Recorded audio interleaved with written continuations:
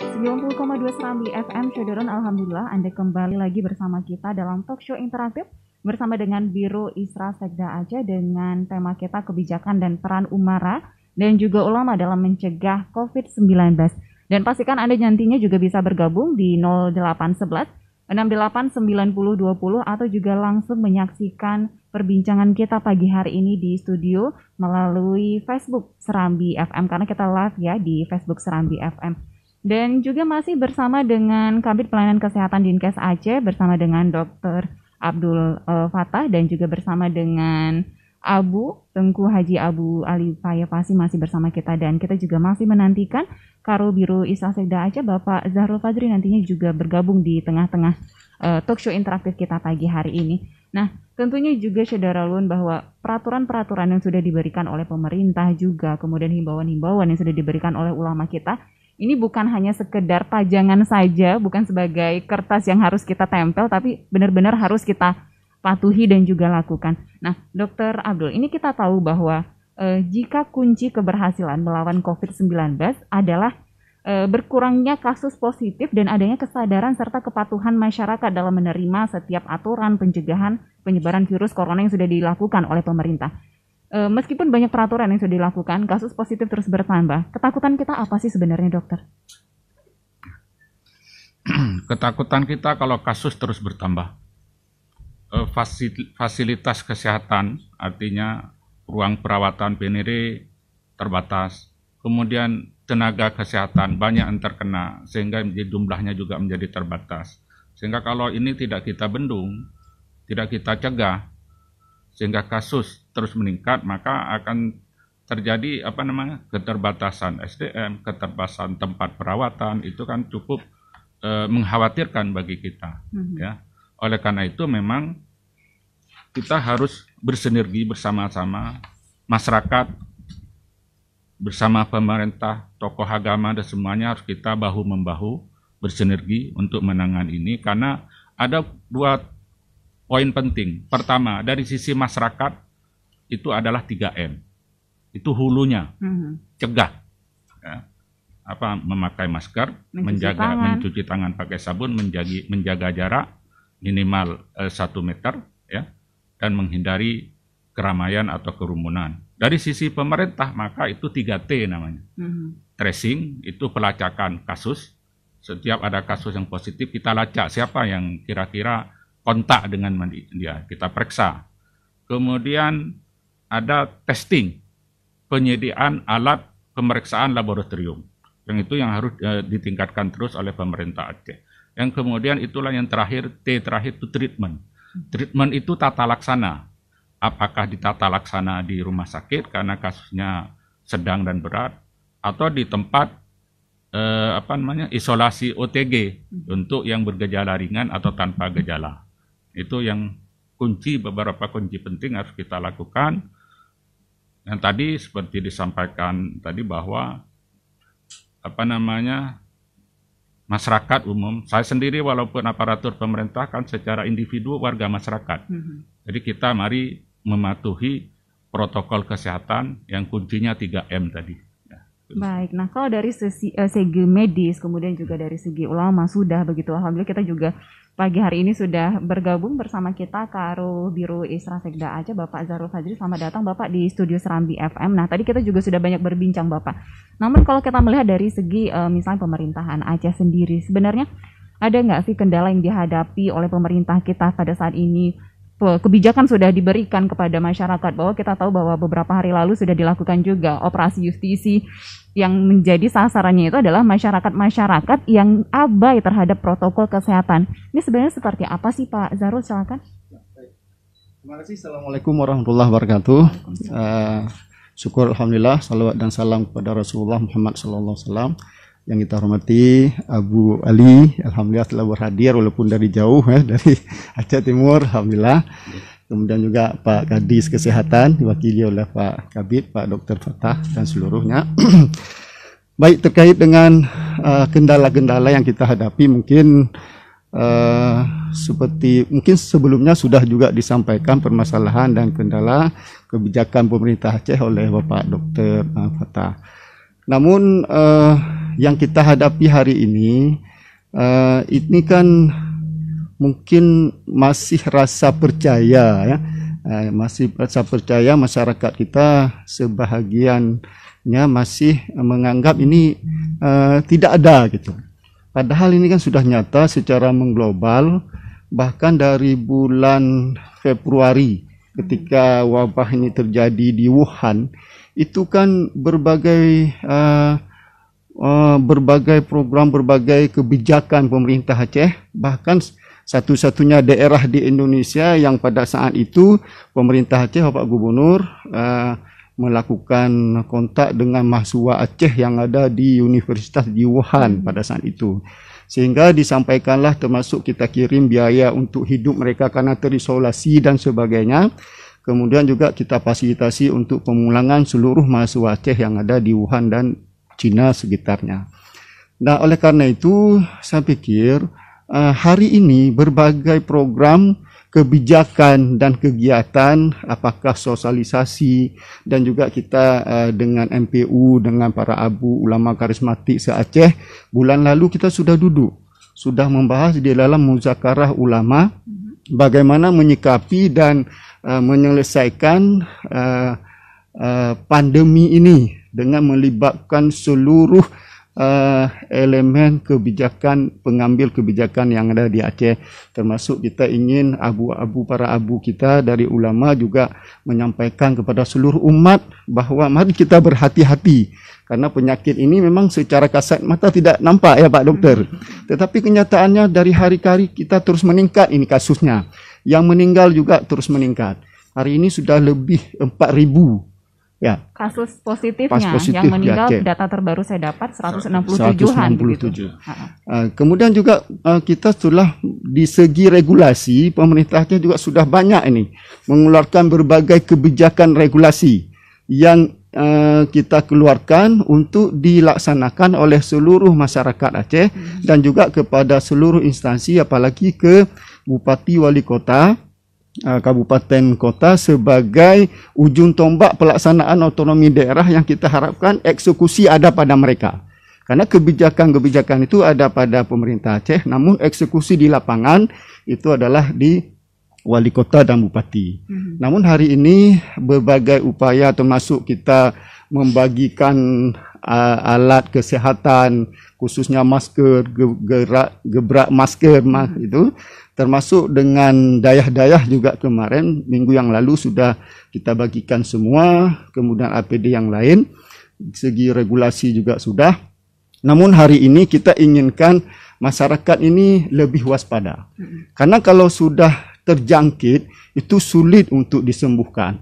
Sulit. Apalagi hari ini mungkin Pak Dokter sudah sampaikan, tenaga medis kita terbatas, rumah sakit kita juga terbatas, alat kesehatan juga terbatas, bahkan kita mau beli pun ada uang beli sekarang ini susah. Dan hari ini perkembangannya pemerintah Aceh juga sedang menambah nih, rumah sakit rujukan sudah kita tambah di kabupaten kota, kemudian di lab kesehatan sudah kita tambah, bahkan lab secara di luar ya Pak Dokter sudah kita tambah, dan juga pemerintah Aceh sekarang sedang memikirkan bagaimana tempat-tempat karantina, isolasi. Hari ini juga di samping di rumah sakit, di asrama haji, dan bahkan kita ini sudah membahas kalau kemungkinan banyak mungkin nanti di hotel-hotel juga akan kita kerjasama untuk kita tempatkan. Jadi oleh karena itu ini tidak cukup dengan tugas pemerintah saja. Kita ingin melibatkan semua elemen masyarakat sehingga harapan kita Allah membantu kita semua berkat doa, karena kita orang Aceh ini semua orang Islam, di samping berdoa tawakal kepada Allah, tetapi juga usaha ikhtiar itu juga tidak lupa harus kita terus lakukan sehingga wabah ini insya-Allah kita mohon kepada Allah supaya diangkat, dijauhkan.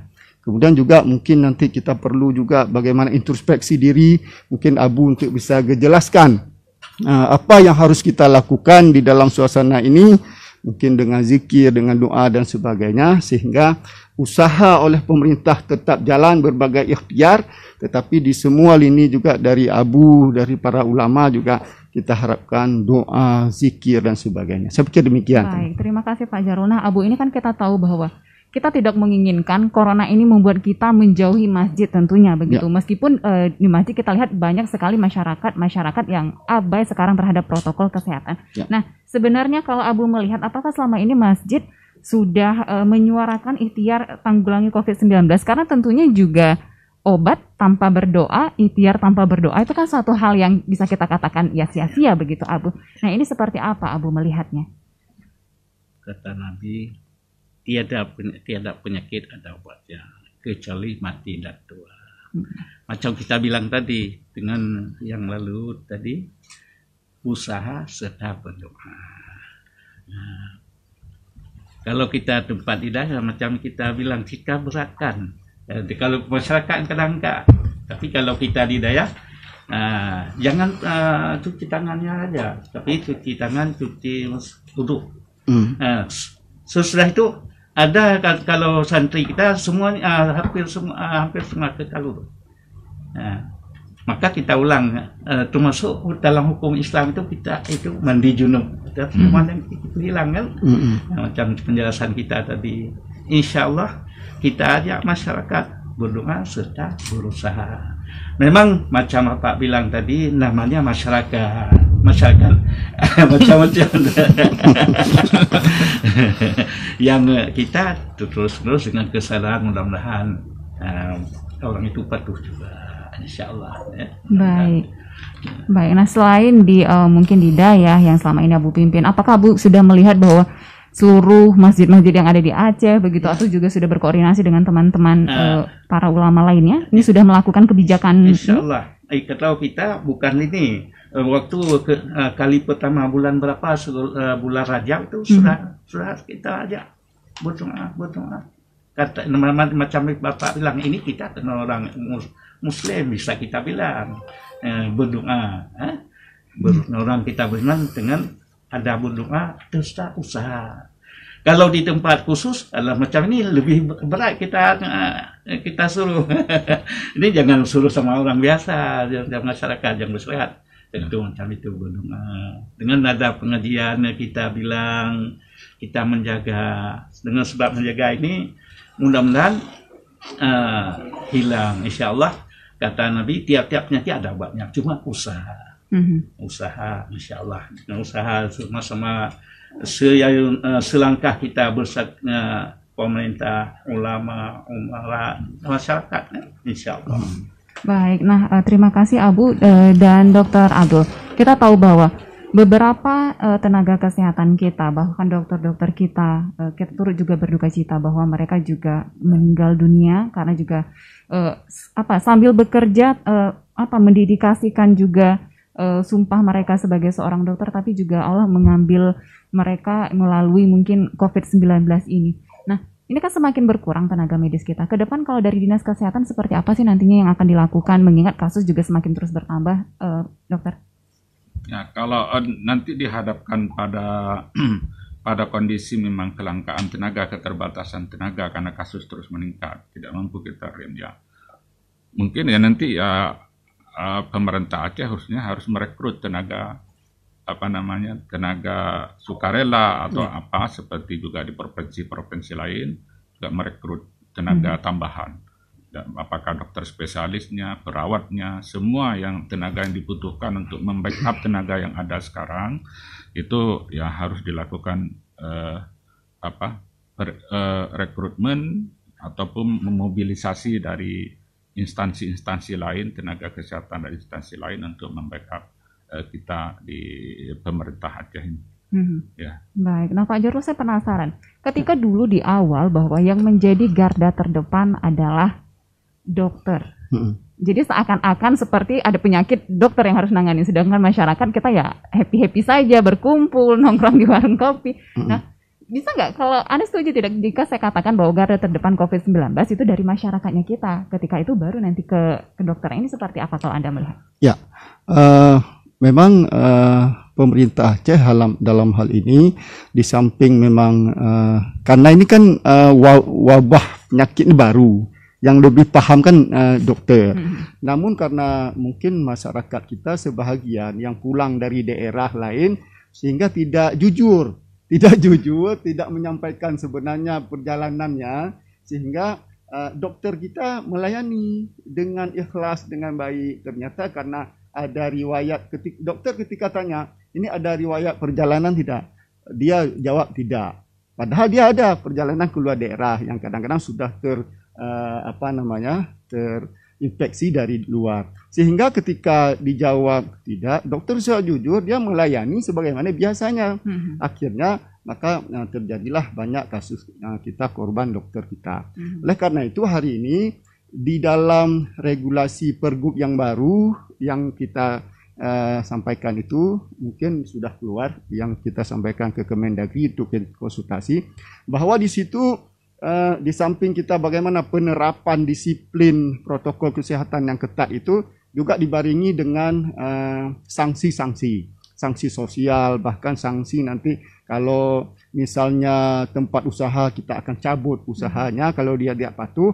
Kalau misalnya masyarakat kita beri sanksi sosial, suruh bersih di masjid-masjid. Itu kemarin di Aceh Besar sudah berlangsung. Yang tidak pakai masker, yang tidak menjaga jarak dan sebagainya, duduk nongkrong, itu banyak. Kemudian ada yang suruh bersih-bersih jalan dan sebagainya. Jadi harapan kita semua itu sebenarnya bukan upaya untuk bagaimana masyarakat kita beri hukuman yang ini, tetapi bagaimana supaya proaktif keterlibatan dari seluruh warga masyarakat kita supaya bisa mengikuti dengan penuh kesadaran. Karena hari ini seakan-akan hanya tanggung jawab untuk menyelesaikan persoalan pandemi COVID-19 Corona ini adalah hanya pemerintah saja. Masyarakat kita tidak peduli. Tetapi harapan kita, kalau ini semua secara bergotong royong dari semua masyarakat, dari semua elemen, dari semua pemuda, dari semua kalangan termasuk para abu dan sebagainya, didayah dan sebagainya, maka harapan kita ini pasti akan peningkatan penurunan dari kasus ini.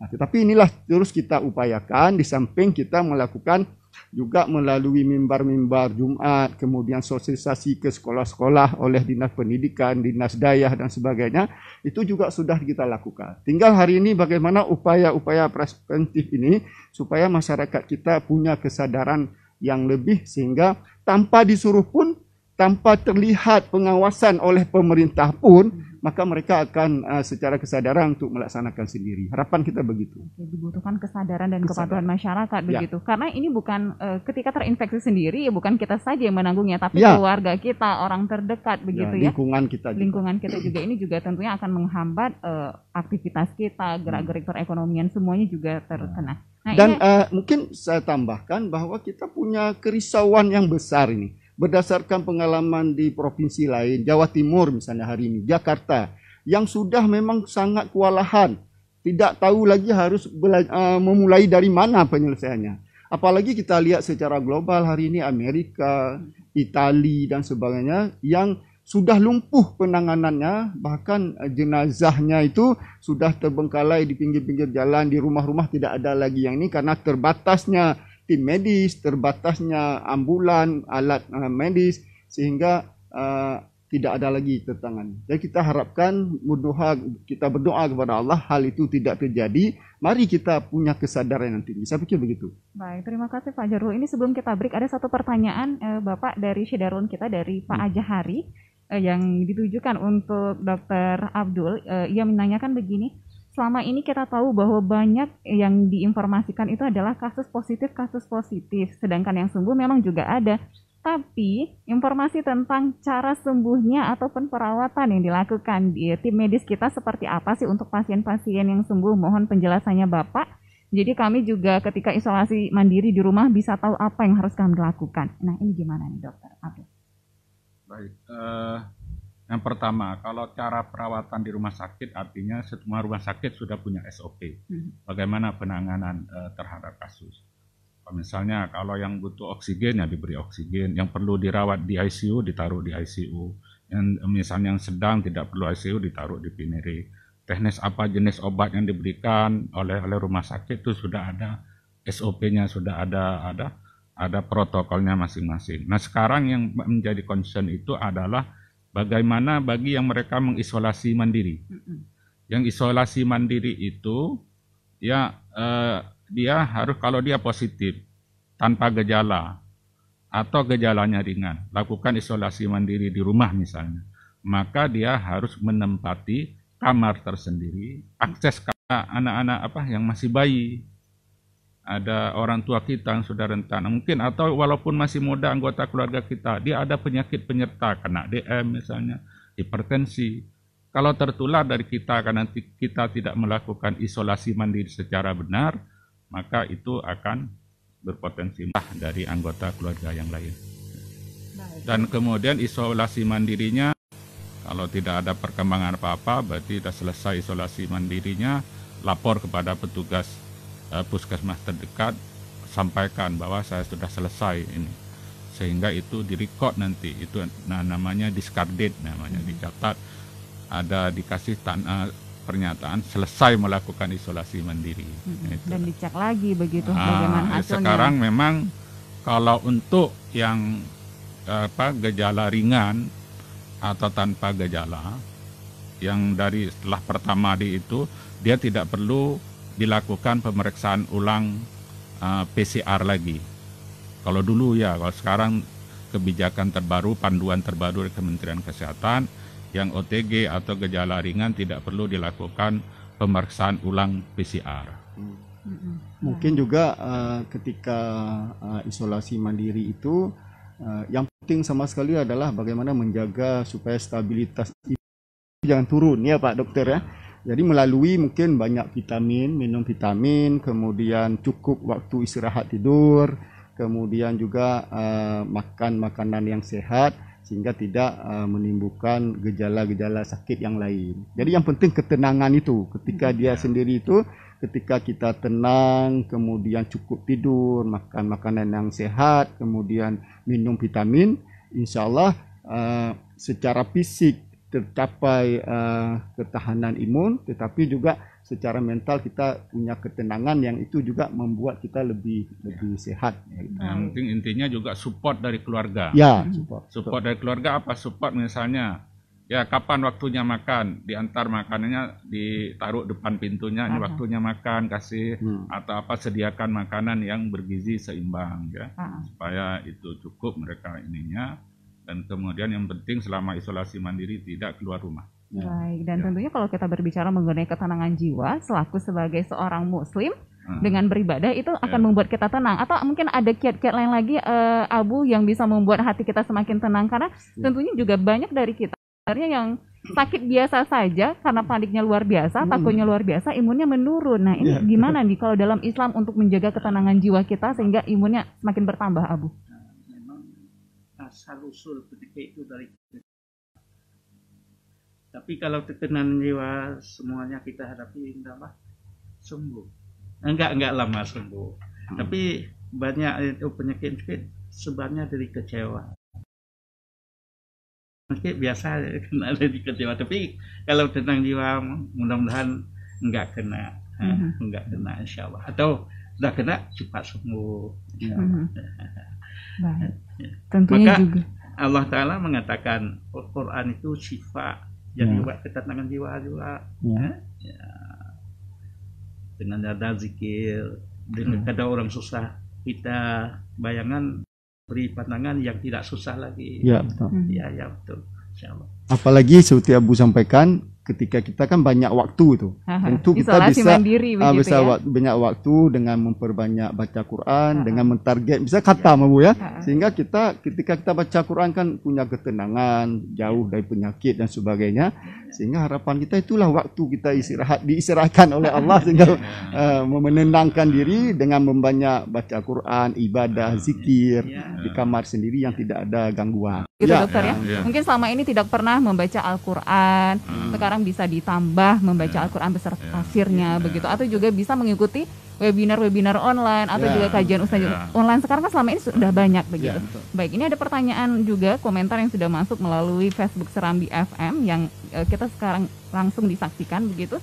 Ini dari Fahmi Maulana. Fahmi menanyakan, Pak Zarul, gimana dengan swab gratis yang kepada masyarakat? Nah, ini gimana nih? Mungkin Pak Zarul bisa menanggapinya. Apakah ada swab gratis untuk masyarakat kita atau juga kemarin itu sebatas ini aja? Ya. Prick test. Memang di awal-awal kemarin itu, di beberapa bulan yang lalu, itu swabnya gratis. Namun karena ini keterbatasan alat yang kita miliki, mungkin hari ini juga termasuk di lab case itu, sehingga mungkin ada pembiayaan khusus yang ini. Tapi harapannya oleh pemerintah Aceh ini sekarang, kemarin minggu yang lalu datang Ketua BNPB ya, dari pusat, Pak Doni, yang Pak Gubernur juga sudah menyampaikan bahwa harapan kita nanti akan kita upayakan alat medis untuk bagaimana dapat terlaksana swab gratis. Namun hari ini sedang kita upayakan. Dan sebenarnya yang berbayar itu yang lab-lab yang swasta itu, yang tidak tertangani di rumah sakit pemerintah gitu. Namun karena juga mungkin keterbatasan sehingga tidak tertampung di rumah sakit, sehingga di lab atau tempat-tempat yang swasta, sehingga mereka akan butuh pembiayaan. Dan sekarang ini sedang kita upayakan itu. Pemerintah Aceh sedang membahas kemarin bersama Kepala BNPB pusat, kemudian juga sudah menyampaikan ke pemerintah pusat, ke Presiden. Mungkin nanti kalau dikirim alat-alat yang lebih lengkap, insya Allah akan kita swab secara gratis untuk bertahap tentunya. Dan ini juga kita lab yang berbayar yang difasilitasi oleh pemerintah. Ya.